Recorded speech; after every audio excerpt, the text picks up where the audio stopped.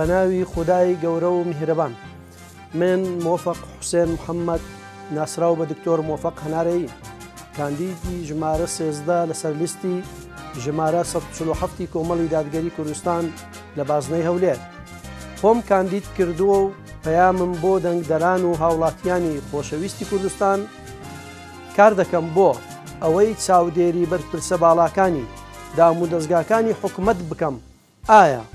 بە ئەرکەکانی خۆیان وەک پێویست هەڵدەستن کار دەکەم بۆ جێرانەوەی شکۆ بۆ مامۆستایانی کەرتی پەروەردە کار دەکەم بۆ ئەوەی هەژارانی میلەتەکەم چیتر لە چنجی برسێتی ستەمکاران نەمێنن دژی هەر یاسایەک دەوەستمەوە کە پێچەوانەی بنەمانە گۆڕەکانی ئیسلام بێت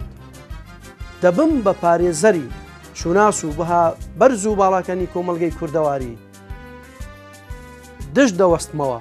بەرامبەر ئەو ڕێکخرا و کەسانەی بە پاڵپشت و پشتگیری ڕۆژ ئاوا کار لەسەر تێکدانی شیرازەی پاچی خێزان دەکەن پەرلەمان دەکەینە سەکۆی بەرەنگاربوونەوەی گەندەڵکاران و سیاسیە بازرگانەکان